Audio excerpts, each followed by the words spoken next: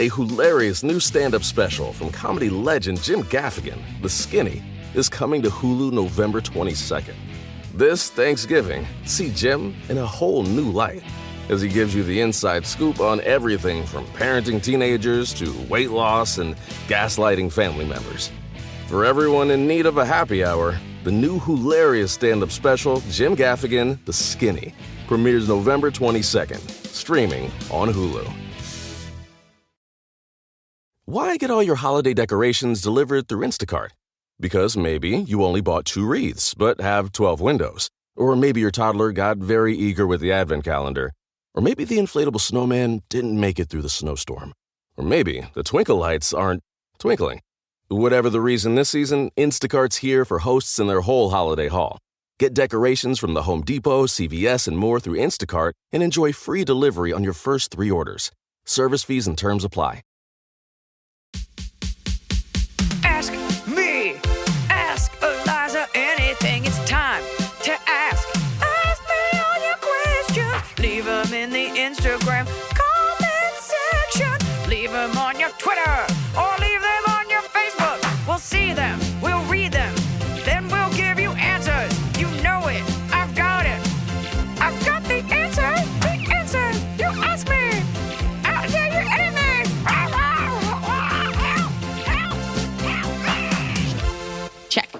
Check. Dog hair on the mic.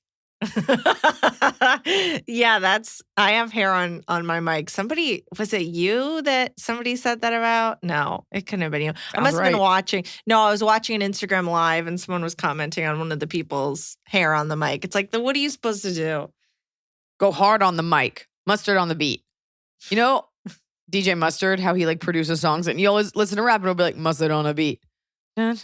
Anyways, that's what people mustard on the beat. And when I was breastfeeding Sierra, if she would, sometimes babies don't clamp on when they're eating and they just kind of go loose, I would say, mushy on the teat. To myself, alone, as moms do. Mushy on the teat. Folks, we are going to do a new segment. Well, it's not new. It's an addition. It's like supplementing an old segment. So at the end of the episodes, we have Top of the Cobb, which I want to talk to you about. You know, Emily, when I birthed the idea, when I created the barnstorm that is Top of the Cobb, I guess I wanted it to be more like things that people could identify. I'd be like, you know that feeling when you thought it was going to be something, but then it wasn't. And then people are like, oh my God, I love that feeling. I hate that feeling. But it sort of devolved into you only talking about your cat, I have to be honest. And so what we're needing is less specific and more like when you think their TSA is going to take all of your drugs, but then they let you through. Like, it's got to be more like, so people can be like, yes, I know that. Like when you thought that person was going to be a bitch and then they were real sweet. So I expect you have a really good one for this episode then. Yeah, Emily, I do. Do you? No, I was just given these new instructions. I'll think about it. These are your marching orders. But it's less about you and more about what we want to do, folks, always. Because the more I tour, the more I hear people like the podcast, I want to include you in top and bottom of the Cobb. So what does this mean? Well, it means through all the channels that you would submit your questions, you can now, we're starting a new initiative through government funding. You can submit your top or bottom of the Cobb. You can submit one or the other. That way we can include more people. So at the end of every episode, in addition to our top and bottom of the Cobbs, we will also be including a top from someone and a bottom from someone. And the best way to let us know is to, as your subject heading, even if it's a DM, just write at the top in bold in all caps, top of the Cobb, bottom of the Cobb. You're more likely to get picked if it's quick, not like, okay, so my brother's coming in from Duluth, but my stepsister, just like a quick few lines. And we'd love to feature your top and bottom of the Cobbs. And if you are featured on our show, you will be featured. You thought I was going to say win a prize. There are no prizes. There's no division for that. No, so that's but it. That's how we're kicking this off. Important to note, because new wrinkle in things, email, sometimes you guys have like an automatic email signature. I err on the side of not saying your name unless you say, you can say my name. So if you submit a top or bottom of the Cobb, I'm saying your name. Top or bottom of the Yeah, there Cobb, you go. there's no anonymity unless you say, like, top or bottom of the Cobb. No. Or, okay, you're anonymous Make up a fake until name. Okay, top or bottom of the Cobb, you're anonymous unless telling me otherwise. If you want your name said, always tell me. Because I don't want to out anyone. You're saying, tell me, it has to be one or the other. It's either do not say my name, and if you don't say that, she'll just assume you can, versus don't say, do say. No, vice. I'm saying, all right, you know what? It's your job. So whatever you want to do to make it more complicated, that's on you. That's on you. Whatever Emily wants. I like how I'm like, let me organize this for you. You're like, I got it. Get You're not your hands going off to my that body. email inbox. Get your hands off my light purple body. Did you see that person who's blue because they were drinking hydrocolloidal silver for the last 30 years? Colloidal silver. That's a thing that it's actually in a script I just wrote, but that's like a thing that used to happen in like Victorian times. People would take colloidal silver and it would turn their skin blue. There's like I think there's like a whole lore episode about it. Not to promote another podcast, but I don't think we share an audience. I do enjoy it. I just got back from Florida yesterday. We played Tampa and Orlando and the Hard Rock, Fort Lauderdale area, all three Hard Rocks. And the last show had about 3,500 people. Orlando, you were en fuego as always. Tampa, you're always a pleasure, folks. I had the best time. And I will be announcing my new tour dates, my mega tour. I'm not going to say the name of it. It's very cool. We got a lot of cool stuff planned for the fall. So that's coming out any day now. We're announcing that. Very excited. I really should know the date, but I've got a lot going on. So Florida was awesome. I will see you guys at Fantasy Springs Resort and Casino this Friday. It's in like Indio, like the Coachella Valley. So if you live in San Bernardino, just go a little further east. It's out there. So come on out and see me at this casino. Make me have such a great show that I'm too tired to drive home that night. That's how I'll know. If I get off stage, I'm like, could have gone another round. Then I'll probably just drive home. That's how we gauge it. It's always like, let's just go. And then an hour and 45 minutes in, you're like, please, see you out there. I'll stop and get a date shake. We'll see you there. So now for the show, date shake, tasty. You don't like it because I said date.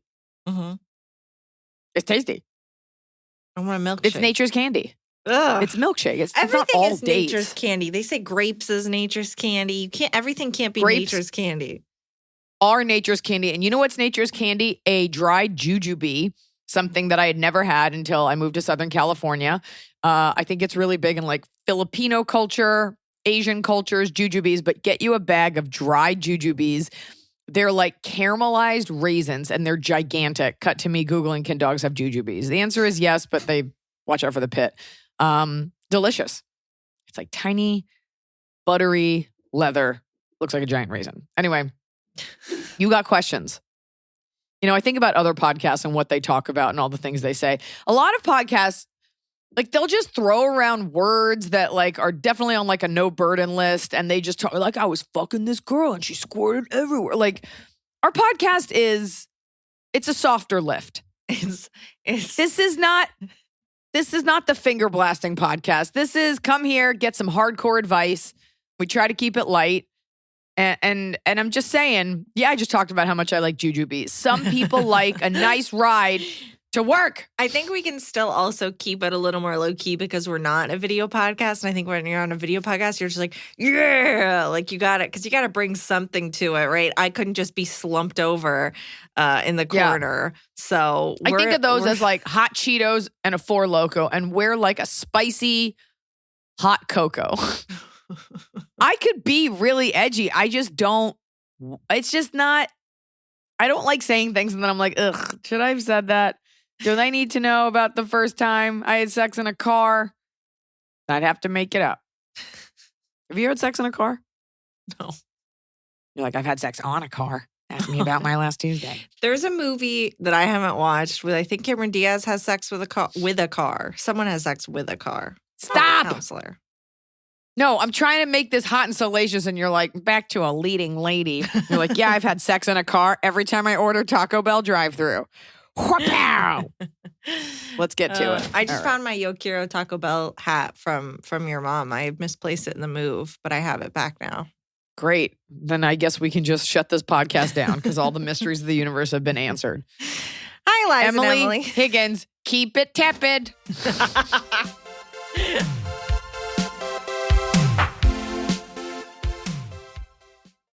Fall has fallen, winter is on its way, the days are shorter. But just because, well, they feel shorter. And just because the days feel shorter doesn't mean your to-do list gets any shorter. You still have to power through your busy days. And a great way to do that is with nutritious food from Factor's no prep, no mess meals. At the end of a short day in the fall or the winter, the last thing you want to do is have to cook. Factor has got you covered from breakfast, snacks, dinner, anything in between. Factor has easy, nutritious options to keep you fueled, like their chicken Florentine with spinach and garlic chili cauliflower. You bet. That's what I want to make myself at the end of a day where I am exhausted and my husband isn't home. Whether you like routine or you enjoy mixing things up, Factor has you covered with 35 different delicious meals every week and over 60 additional convenience options you can add on, like keto cookies, pressed juices, and smoothies. And because Factor meals are chef prepared and dietitian approved, you're going to love not only Factor's meals taste, but also how they support your goals, even if your goal was just making yourself dinner. Head to factormeals.com/Iliza50 and use code Iliza50 to get 50% off your first box and 20% off your next month. That's code Iliza50 at factormeals.com/Iliza50 to get 50% off your first box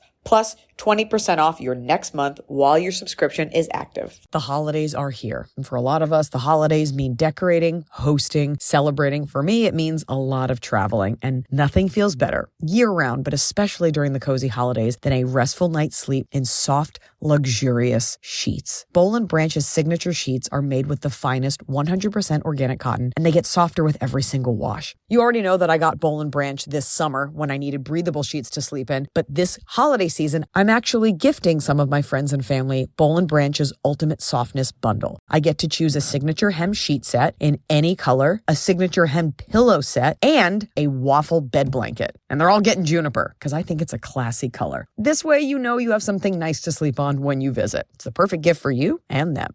Gift you and your loved ones a better night's sleep with Boll & Branch. And right now is their best offer of the entire year. For 25% off plus free shipping on your first set of sheets, head to bollandbranch.com/Iliza. That's Boll & Branch, BOLLAND branch.com/Iliza for 25% off. Limited time only, exclusions apply. See site for details. So finally, fall is here. I have been looking forward to it. I have had a hard year in a good way. You know, like I had a baby. I have been on a nonstop tour, nonstop traveling, and it's been hot. So I'm looking forward to, of course, pumpkin spice, everything, cooler weather, and slipping into a cozy sweater from Quince. I've talked about Quince before. Quince has beautiful leather jackets, cotton cardigans, soft denim, and so much more. All Quince items are priced 50 to 80% less than similar brands. Dressing expensive doesn't have to be expensive. Their clothing is beautiful, it's durable, it stands the test of time, and it's what I like to call a capsule wardrobe. I got an Italian wool cocoon coat. That's one of those, you know, it's got like a European collar and it covers my butt so I can walk around New York City and not be chilly. And Quince only works with factories that use safe, ethical, and responsible manufacturing practices. Get cozy in Quince's high-quality wardrobe essentials. Go to quince.com/Iliza for free shipping on your order and 365-day returns. That's QUINCE.com/Iliza to get free shipping and 365-day returns. Quince.com/Iliza.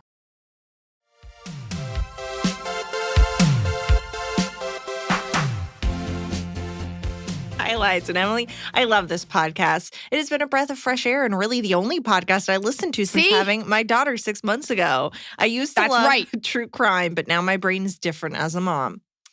Thank you. Wait, can we talk about that? Yeah. It is. Like, I think blood is very funny and certain types of death. But ever since becoming a mom, I'm like, I don't like if anything involving murder or someone dying or even getting arrested, I'm like, let's switch over to something softer.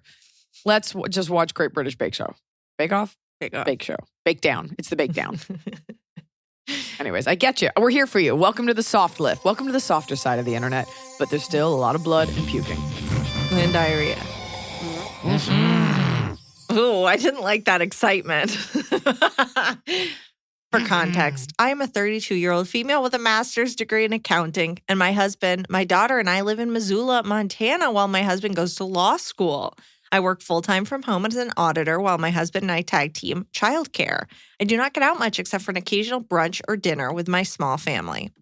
The other evening, around 4:45, we decided to walk down to a bar close to our house for one happy hour drink with another couple. More context. This bar does not serve food. We brought our baby in the stroller, her newest favorite thing, and she slept while we had a drink on the patio.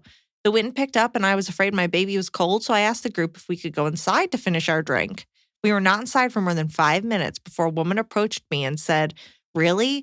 You're okay with having your baby in a bar? We are all concerned for the baby. Is the baby okay?" I was caught off guard and didn't know what to say, so I just said, "Yes, she is okay." The woman then went to the bartender and asked her to make us leave, which she did. Oh my God. What? That's an infringement on your rights to be in public as a human. I felt so. Men know the bar is 21 and over. Oh. 20. I don't know. I don't know what weird ersatz laws they have out there in Montana. Well, that's the other thing. It's weird that there's, I don't know. Okay, keep going. Keep going. I felt so horrified and ashamed and walked outside while the others paid. Then while I was outside, the woman came outside to the patio and high-fived her friend and said, "I got the baby kicked out." And her friend yelled at me, "Get a babysitter if you want to go out. Take the baby home." All of this was before 6 p.m. I'm having a tough time getting over this for some reason. My main priority in this life is the development, safety, and well-being of my baby. I love her and would die for her. That being said, I don't want her and I to become shut-ins. My question is this. Do you think I did the wrong thing taking my baby there? Have you experienced anything like this since you became a mom? Thank you for your time. C. Ugh. Oh, my God. Okay. Oh, my God. This is not cut and dry. I got to be honest. No. Because a bar is 21 and up. And I find that even comedy clubs are like pretty stringent about that. You're like, "Oh, it's just my niece. She's 14. Can she just come in?" Nope, they cannot come in. So I do understand. Here's the thing. Like, she's not wrong in the rule. Perhaps she was wrong in her execution and sentiment. Yeah. If it is a law thing, like 21 and up, it does not matter. I get that. There's so many issues here. What we're talking about is a war on like women with children versus women without. Like, you don't know what that woman was going through. And that was obviously very deep-seated. I doubt she has kids. And there is this weird thing with like, what? Or she has a kid and she was kicked out of a bar and she's been holding that and has been waiting to kick someone else out. You don't know. Or this woman never wanted kids or couldn't have kids. Like, you don't know how personal this was. However, I will say in defense of the monster that was such a giant B to you getting kicked out, when you are without your children, whether you are single and just going out, whether you are childless, whether you're just out for a good time, or whether you hate your kids in their home, or if you want a break from your kids, there are spaces that are child-free and it creates a certain ambiance. I will tell you, in my single years or in my non-child years, if you go to a bar and you see a baby, it takes some of the sexiness out of the bar. It makes it like a family experience. Look, you're going out to get loaded, as she was pretty early, going out for an adult time. I don't agree with how shitty restaurants can be about kids. I understand kids are difficult, but there is a war on people with kids. And the people without kids feel that they are at war by not having kids. Everybody feels bad. I understand not wanting to see a baby at a bar. I get that. But I think that's more on management. I think she tried to cloak it as if she's worried for the baby when she isn't. No. What she was saying is like, this isn't a hot time. And I get that. So maybe it's quietly going up to the manager. And that is on the manager. That is on them to say, like, unfortunately, we can't allow your baby. If that is the law. Right. I don't know what the law is, but let's say. I'd be curious to know. Yeah, I think it's in her execution. Yes. I think there is nothing wrong with bringing your baby to a patio and having a drink. I think that's incredibly normal, and anyone with a kid would understand that. Here's the problem. It might be the law that the baby's not allowed in there. Okay, this woman didn't do it because of the law. She did it out of spite. Yeah. She high-fived her friend. She questioned your parenting. That's so gross. That feels horrible. So gross. And I understand why it's sitting with you. That would haunt me because this person went out of their way. They left their their afternoon drink to come ruin your day. You guys were having one single drink that you nursed on the patio and brought inside. It doesn't matter if you were having 5. Right, but it doesn't. I'm just saying, like, And you're also right in that you're like, this was super early. Yeah. Keep in mind, this woman does not go up to couples. Some people, some cultures keep their kids out very late. And the kid's in the stroller and the parents are eating. This woman's not going up to those people and saying anything. So what's really haunting you at your core is that this woman was so aggressive and you said nothing because you were so thrown off by how out of bounds she was. And you know what? You're the normal one. It's normal to not have like a ready attack response to someone like that because who the fuck would do that? I say, find out the policy. Take your kid. I understand that I got cold. Maybe you should have looked at that, but who fucking cares? Take your kid to a bar patio. We did that in Charleston. We went at like 5:00 with dreams of Sierra hanging out while we had a drink and she didn't. And she was very loud and we had to leave. So just in the future, you need to be, and I get it, because in the moment, you know what? I'm going to give you advice that I don't know if I would follow, because in the moment, you want to say, why don't you mind your own business? Why don't you mind your own business? Yeah. But because you're not a crazy person, you don't come like ready to scrap. Yeah. But you didn't do anything wrong. And that woman is dealing with so much shit. If you're going to hide, she was also drunk. And just think about how miserable she probably is going home to whatever reality she has, that you have to do that to a mother. Where were your friends? Where was your husband? Like, what was happening? Why was no one saying like, hey, like, get the fuck out of our faces? Right. We're having because it's Montana, so everyone's got a firearm. I just don't understand. Well, again, like maybe legally, okay, fine. The baby can't be in the bar, whatever. But these people were gunning for you and that feels bad. Regardless of like, you didn't do anything wrong. Yes. You might have, maybe you weren't supposed to be there. Okay, you were informed, you left. You didn't break the law. You were at an establishment paying money for drinks. Like that's not illegal. But it's just these people going out of their way, it just feels bad to know someone's been sitting there just like mad at you for something. You didn't do anything. It sounds like your baby was asleep. It's a war on women with children, as it always is, just like she feels there's a war on her.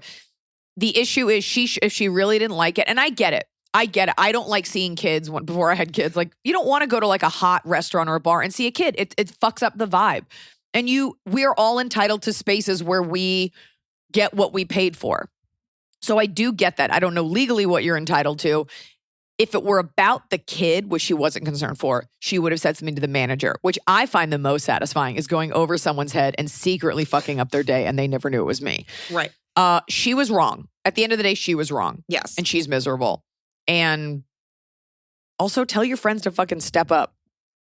It shouldn't just be you shouldering that weirdness. I'm sorry that happened. But guess what? That will never happen again. That was a fucking weird one-off thing. And in the future, you'll know. You'll be ready to be like, if you've got a problem, go and get the manager. I'm not talking to you. You don't work here. Although you spend enough money that they probably should make you a partner. Fucking alky. Okay. That's awful. You know what, though? Yeah. But when it comes down to it, I'm always like, say these things to people. And I'm always just like quiet because, people are nuts. Yeah. That woman definitely has a tiny pink 22 caliber pistol with the name like Jenna inscribed on it. Yeah. But there's also, maybe fight crazy with crazy. The next time someone does that, you'd be like, get out of here. Don't talk to me. What if she's just like, oh, okay, sorry. Sometimes when people are rude, they don't realize like how if you out crazy, they're crazy, that they'll get real quiet. Or they go crazier and everybody loses. Yeah. Or you say, the baby bought this round. Be respectful. I don't want a baby in a bar either, but a baby on a patio, I don't care. Yeah. Baby bought this round.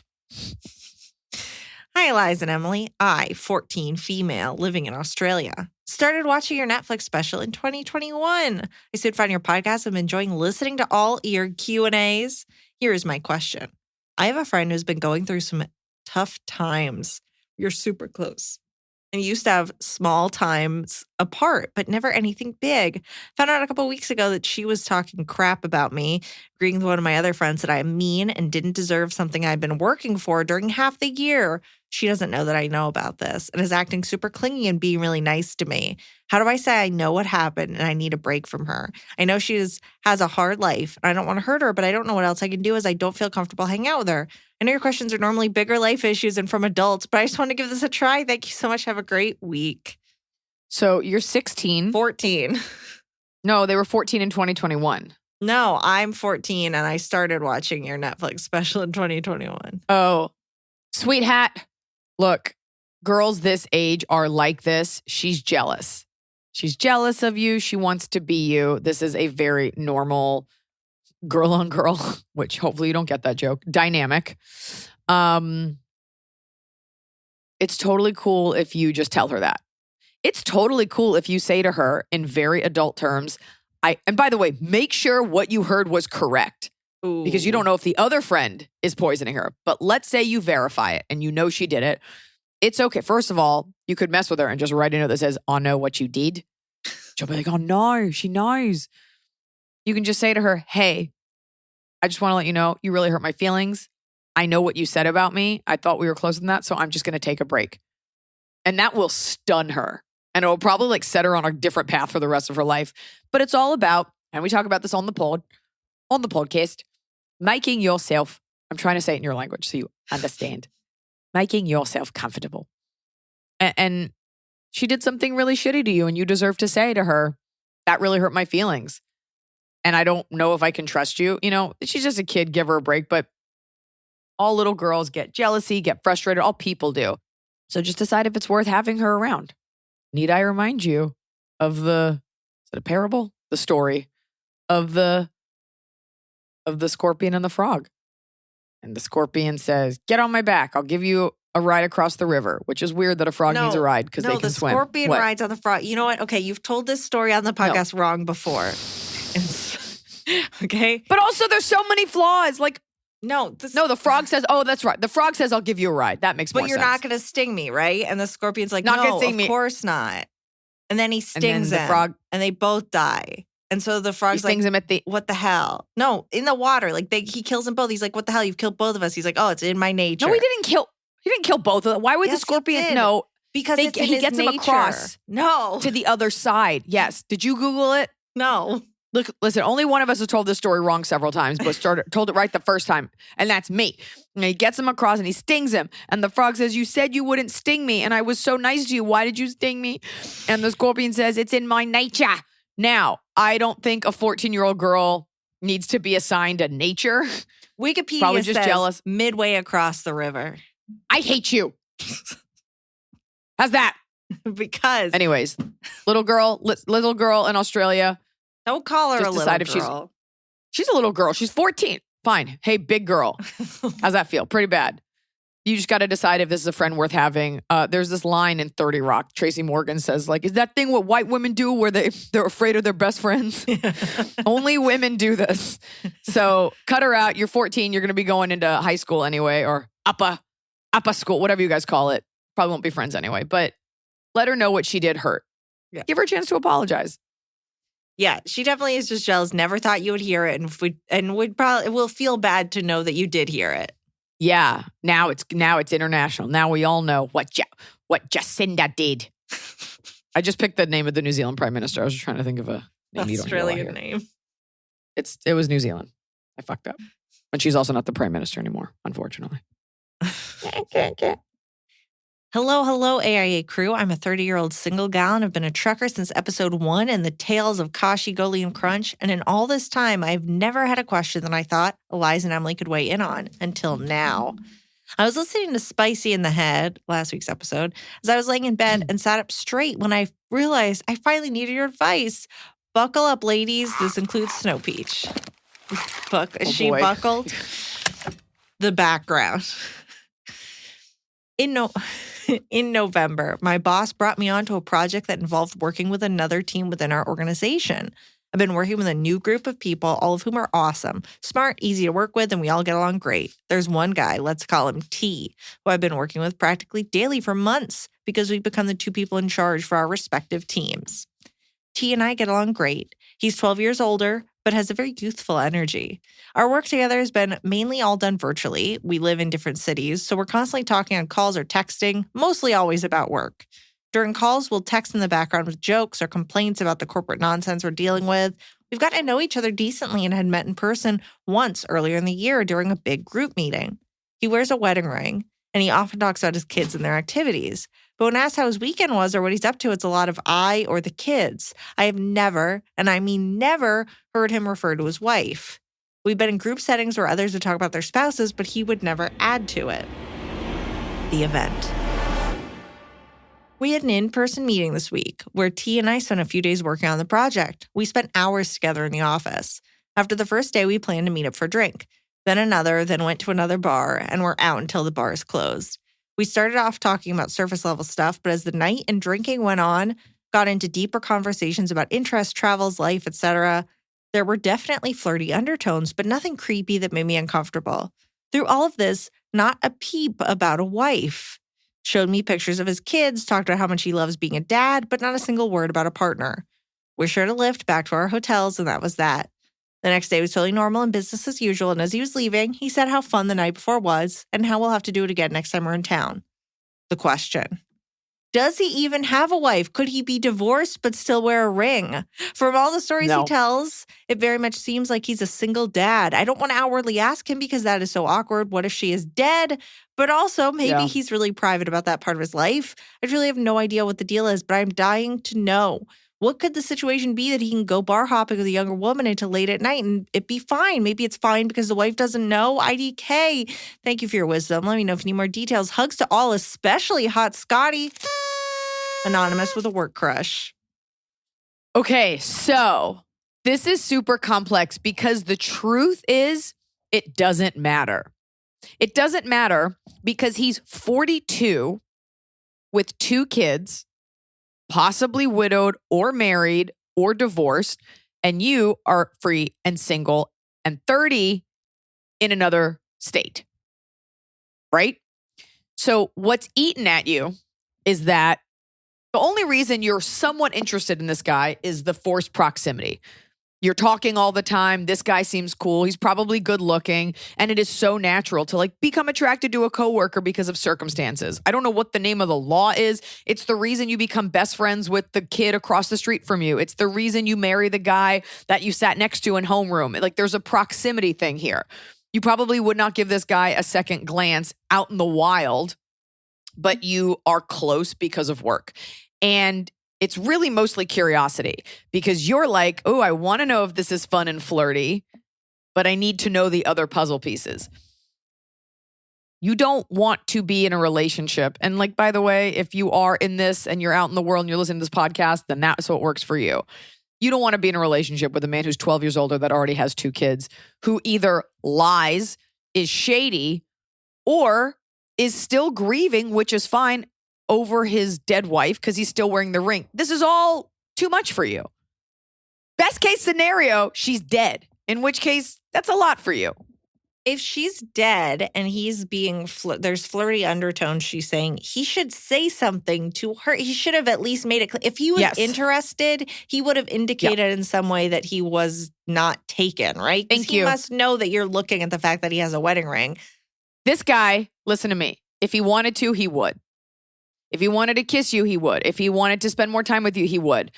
There's the version, and it's understandable, where it's like, hey, here's this cute 30-year-old girl paying attention to me. This is totally harmless. And he's kept it professional. Yeah. It's okay to have a serious conversation. So far, no one's done anything wrong, and he doesn't owe you any information, but you want to know because you're kind of want to taking it to the next level in a weird way. Like you wouldn't mind like a kiss or something. But the fact that he hasn't mentioned a wife either means he just didn't want to because he wants to see how much he can flirt, or he just didn't because he doesn't, or she's dead. But you can do the girl thing and do some creative internet digging, which I'm sure would be easy to do. She must have. He must not have social media or she would have found it. I think you're more curious than anything, but the truth is it kind of doesn't matter because this isn't the guy for you. And you don't want to be hooking up with a guy with like 2 kids. And he was willing to tell you all about his kids. Like, this is not, what's sexy to you is that he's cute, he pays attention, and he's fun to talk to. Mm-hmm. I would immediately create a dating profile, get on some apps, and start talking to guys that are more viable for you. It doesn't really matter. Because most of the versions of this are not okay. Like where he is married, or he's divorced but still wearing a ring, which is a little odd, or they're separating, or everything's great, he's just not talking about it. Like it's all mostly negative. So it doesn't matter is the answer. you know. Right. The world in which he's free and single, he should have made that clear to you. Yeah, and he didn't. So this guy's going to be like, yeah, I can't go out for a drink with a coworker. It's like, well, it's a little weird, but maybe you were all out together. It's normal to be attracted to someone that you're in close proximity with, but I would just sort of leave this one alone and just keep it professional. Use this as a test to prove like I can work with all types of people and like I'm not going to take this to a weird place. Especially when it's the person though that like, you know, when you're in a meeting and well, I don't know, you're in Zoom, whatever you do for your fancy job, Iliza, and you can look at someone else, you can text someone else like, oh, what's this idiot saying? You know, that's a powerful relationship. Yeah, it's a little slightly morally lacking on his end, but you know, it's okay. It's all about work. You're 30. People are going to get mad at me for this, but it makes sense as we get older that you're like, oh, I need to set my sights on a guy that maybe already has kids, because the older we get, like the more likely that is. At 30, you don't need to be doing this. You don't want that. Maybe you do, but not from this guy. Okay? So file it under, pretend he's like a weirdo with a secret and see if you're still attracted to him. But please let us know or give us his name so we can do some digging. Yeah. Please follow up. You guys just take my advice and then you swim away and I never see my fish babies again. So please come back.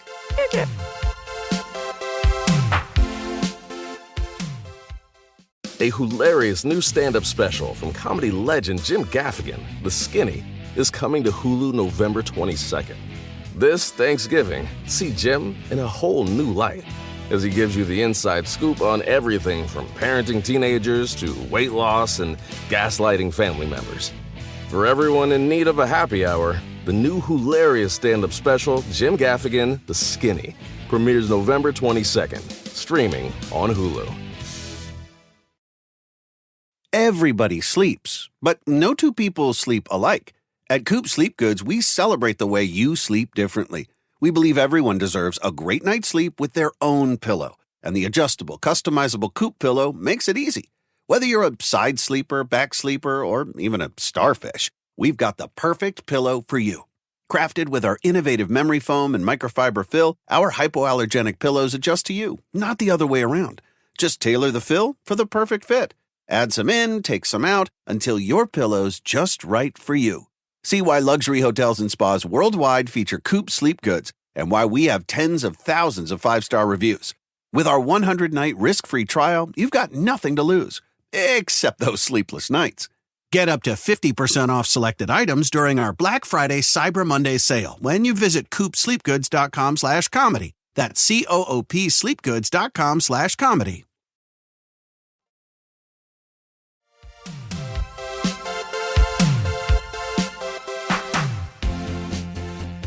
Hello, Iliza and Co. This is a long one, so I'm going to jump in.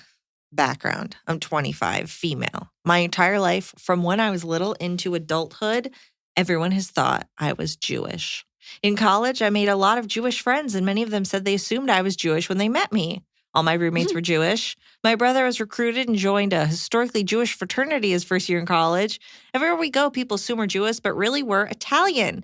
Easy enough to mix happens. up. I mean, I That's guess because you're from the Jewish. Northeast. I guarantee you're from the Northeast. My dad always says the only difference is the color of the stain on your shirt. Like Italians have like marinara sauce, and I guess Jews have chicken noodle soup. It's more of an Italian thing.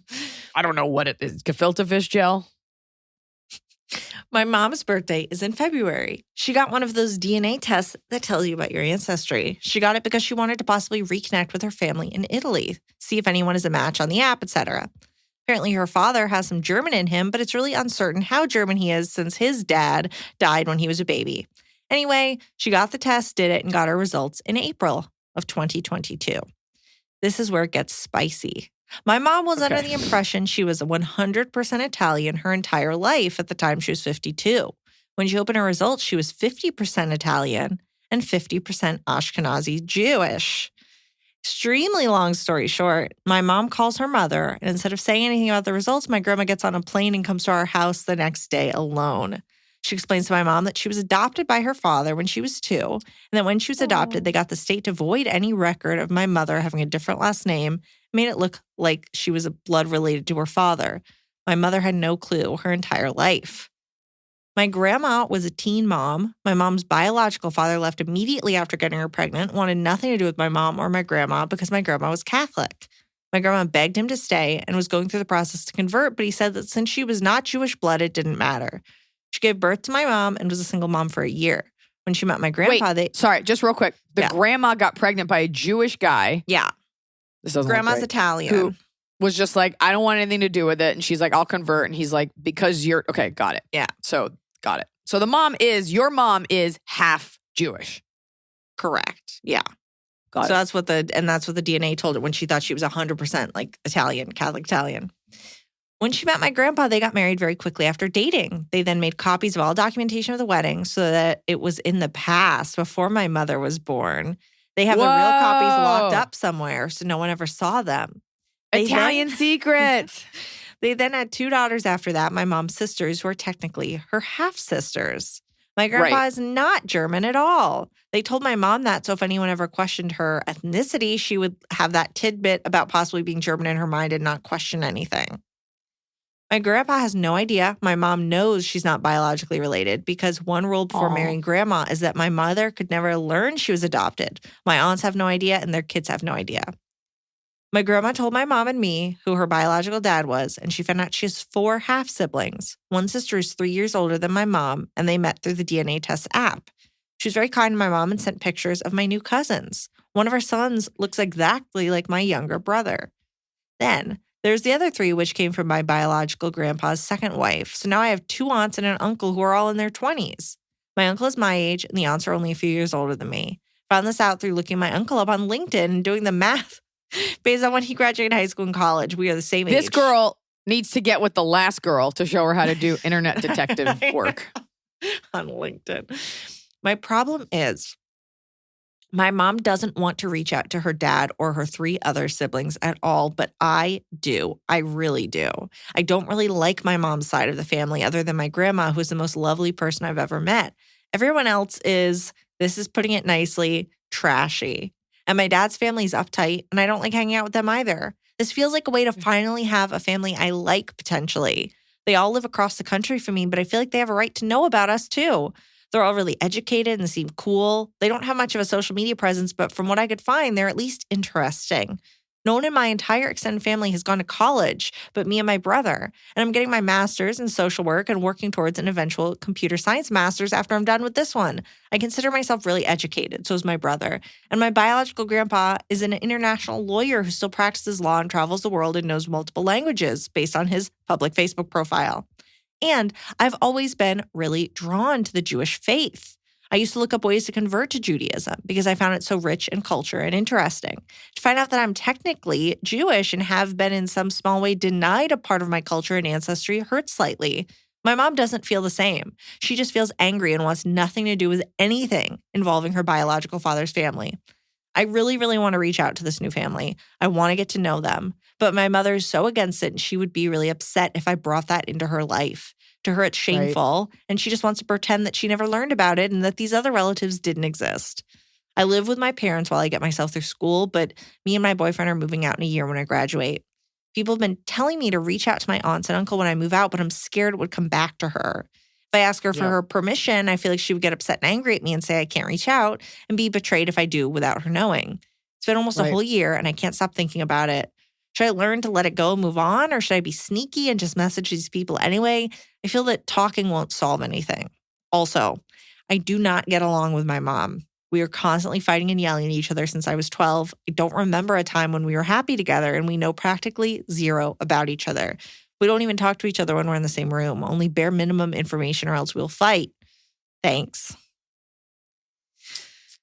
2 things. 1, I'm sorry if this was a lot. Your grandfather, the man who got your mom pregnant, you're saying is an international lawyer? Your grandma pregnant?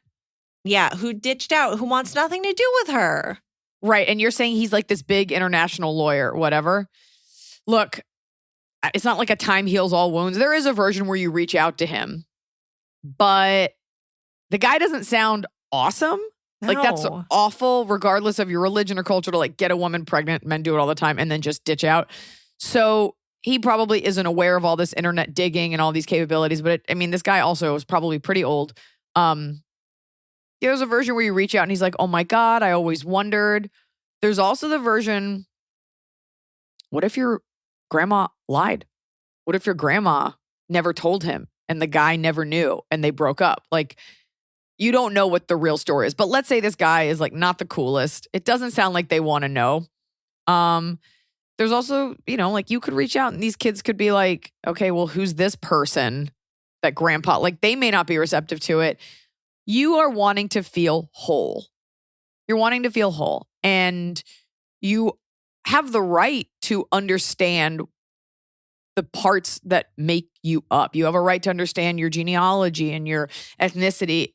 In the Jewish religion, you said you're technically Jewish. You're not technically Jewish because your mom isn't Jewish. I don't subscribe to that. It doesn't make you Jewish, but ethnically it does make you a quarter, right?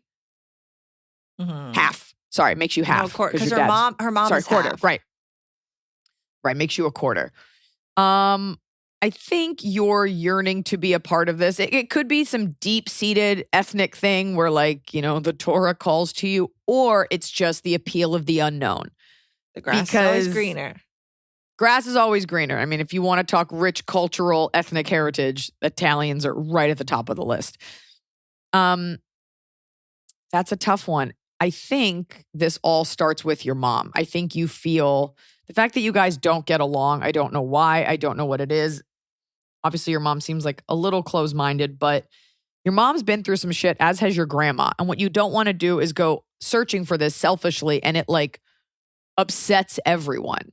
Is your grandfather still alive? Your Italian grandfather? It sounds like he is. So grandma, instead of talking about it on the phone near grandpa, flew to them by herself and was like, heads up, grandpa, the condition was grandpa wanted you to never know, but I'm telling you. So there's something, grandma's a real one, and she's been through a lot.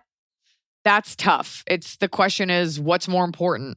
Your family that you have said is kind of trashy and you don't really like, or are you viewing them that way because of through this lens? That's tough. Is your grandma cool with it? Because she's the one it happened to. Is she okay, you should secretly reach out, and your mom is just on the side of her dad.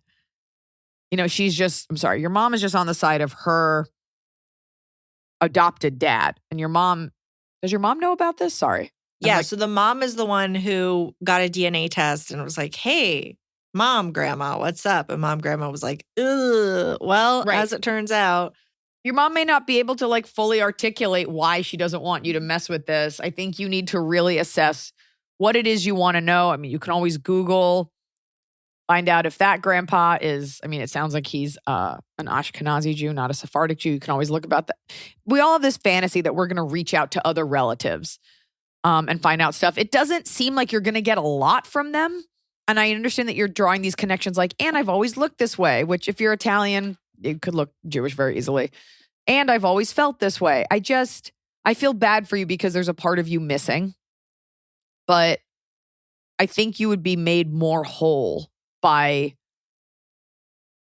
I guess, trying to talk to grandma and your mom more. It's a little weird that you guys can't communicate. Maybe your mom's not the brightest, but this is stuff that they've been living with forever. So it's this brand new information to you and you want to explore it, which makes sense. Can you do it quietly? I think the concern is it would get back to the mom. But here's what I'm thinking. So this person is living with their mom right now who okay, you and your mom don't get along. Pretty nice of her to let you live there while you get your master's. You're moving out in a year. Yeah, maybe just wait. Yeah. Wait until you move out, but talk to grandma about it. How does to grandma. You say you love grandma. Grandma's lovely. You say, how would she feel about you reaching out to these people, or does she know maybe how you can talk to your mom about it in a way that wouldn't upset your mom, see where grandma lands. This happened to grandma. She's the one that would be carrying the resentment or the trauma of getting pregnant by someone who was awful to her and then meeting a guy who was let's just do this the right way. It is a very Catholic Italian thing, no shame to the family. And your mom's this is just the life that she's lived, and she probably resents your original grandpa.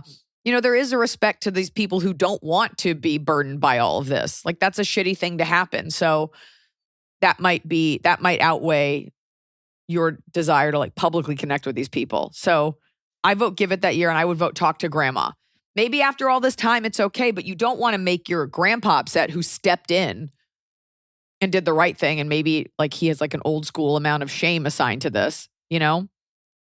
I think we're very quick as young people to be like everything older people hold near and dear is stupid. You guys got to let this stuff go. But these are still people who lived a whole life and have attachments to things. I'm not saying people are allowed to be racist or something, but have some respect for the fact that these people have like lived this whole life, built it around this secret and endured. So just be delicate with it.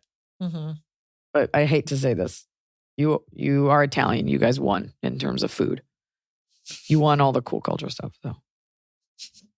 Just don't be so quick to trade that in for. I mean, and maybe this other family would be like, oh, you're trashy too. You know, like they're not necessarily going to welcome you with open arms just because you're all what if that intellectuals. happened? Like, here's this like granddaughter of our esteemed grandfather. Like, look, maybe they don't want to know. Oh my God, you like maybe they'll hate him. Like, look what you did, and then they'll be mad at you. Like, don't assume it's going to be this warm, loving reunion. It might be, but they may not care. Yeah. I'm just saying, think about what it is you really want to get out of it. And if it's a Wikipedia page on Judaism, I will send it to you. Is that how you learned? That's how I learned everything. I just Wikipedia'd my whole culture. No. So we've kind of given you a half answer, non-answer, but at the very least, just wait till you're out of your mom's house so you don't have to deal with it. Yeah. Hi, Iliza, Emily, baby Sierra, Chef Noah. I live in a neighborhood where most of the families have 1 or 2 kids under the age of 10. Our closest friends in the neighborhood have kids around the age of 5. One of our across-the-street neighbors has a very timid son who is very sweet but not assertive at all.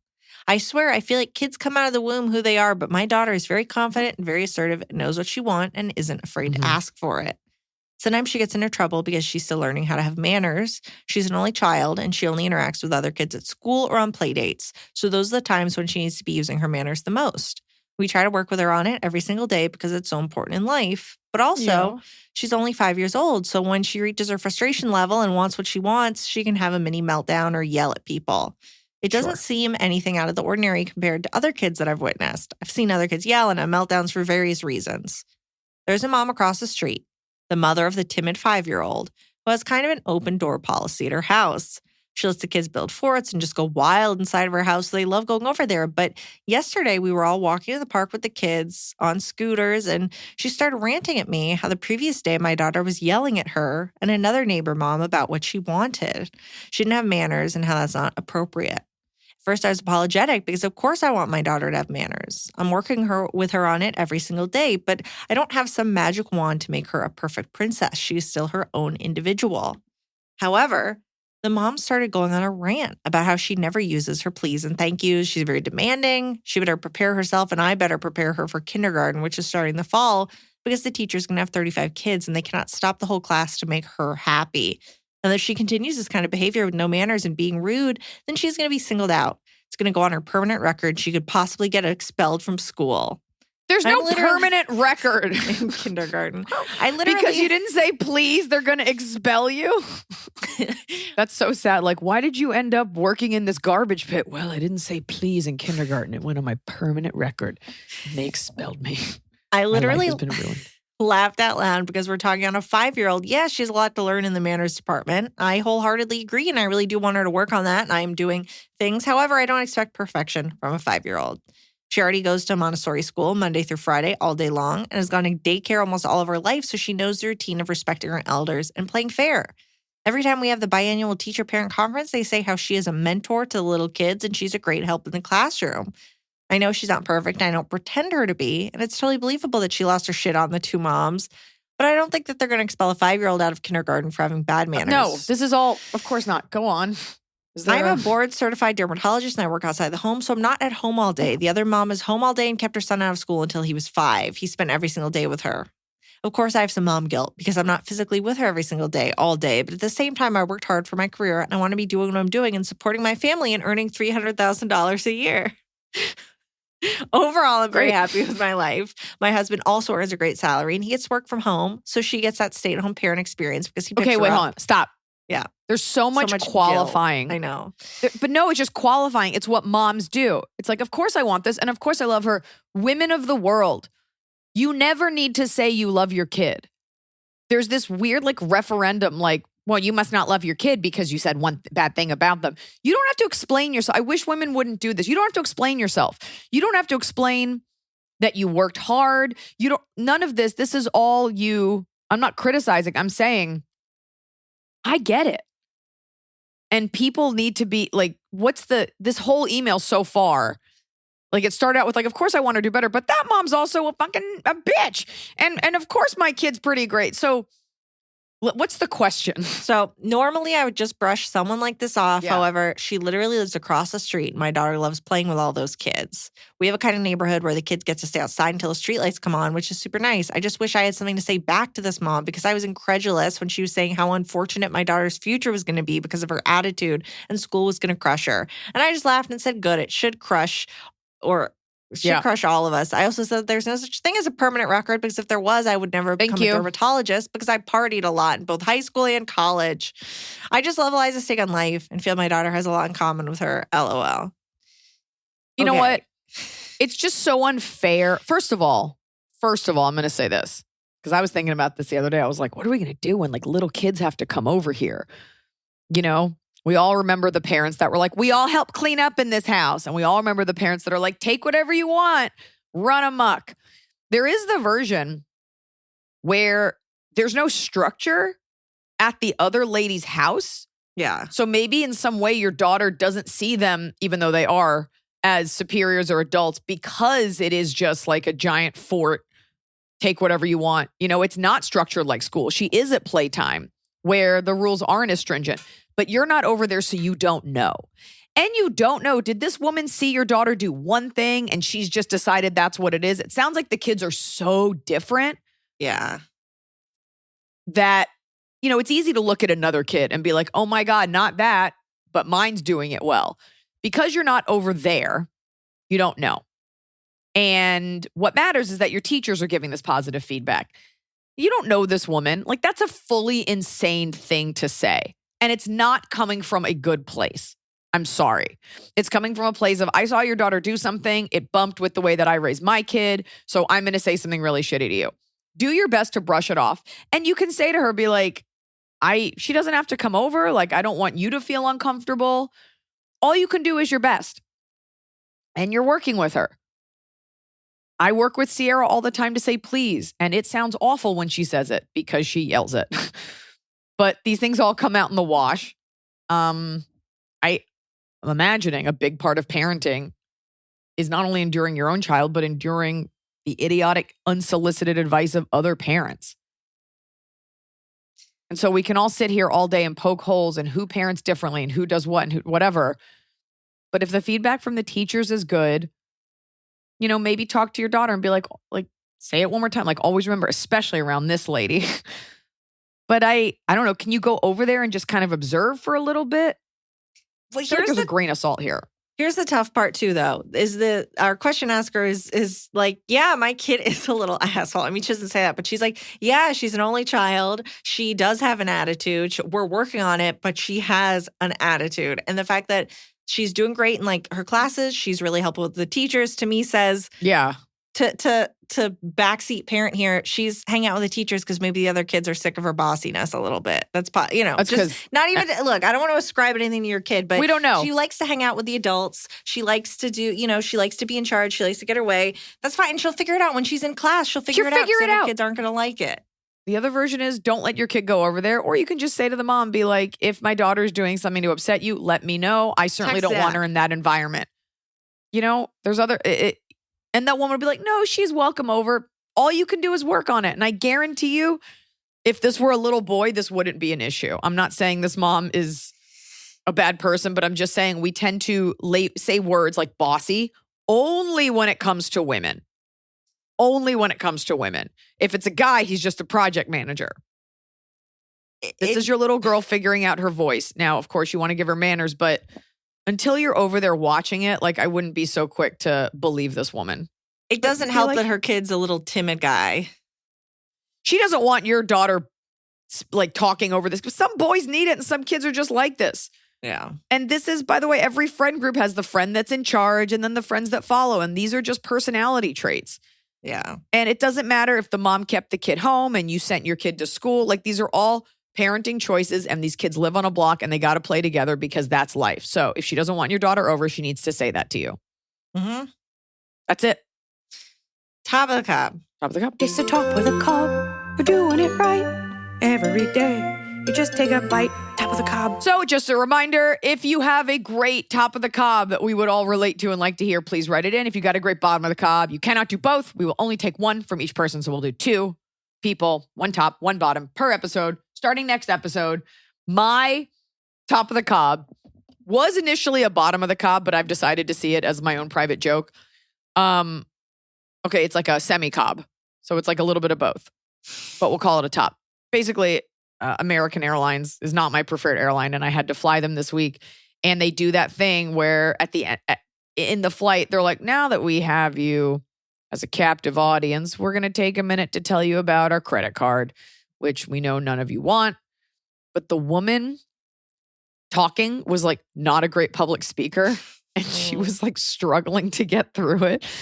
She was like, the American Advantage Platinum card, you get 60 qualifying miles and plenty of perks. And she kept saying, and as you can see, it's a great value. And she kept saying, as you can see, but there was nothing to look at. Mm-hmm. And like, there weren't a ton of like, these people are going to fuck you. This is a credit card. They're not trying to give away anything for free. And so she just kept being like, you get 25,000 qualifying bonus miles, which as you can see is a great value. And there's plenty of other things, which as you can see, this would be a great credit card for you. So I just enjoyed how many times she said, as you can see, as she was like stumbling through this required speech that nobody wanted to hear. Right. And as you can see, it's the credit card for you. Thank you for flying American Airlines. We used to be a lot better. Sorry, it's not the 80s anymore. My top of the Cobb is when I was sick with COVID. My little baby Cokes didn't have any flavor, and now I'm back in action. And that first sip of a baby Coke, so sweet, so good, so refreshing. Get back, Gwyneth Paltrow. Emily's here with her nutritional tips. You like Coke? Get you a baby Coke. It's a little bit less Coke, and you will drink more of them, but at least it's smaller initially. It's so small. Move over, bone broth. Baby Coke is here. My bottom of the Cobb is on stage in front of 3,500 people in Hollywood, Florida. I was doing a bit where I was hitting the microphone on my leg, and I hit the side of my fucking knee. You know that little bone that juts out on the side? It's like a tiny little horn. I hit that. I cracked the microphone on it.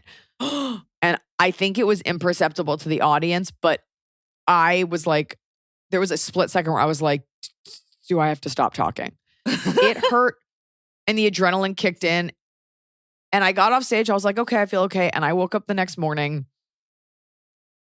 There's nothing worse than being hurt, but there's no visual proof. So people just think you're annoying.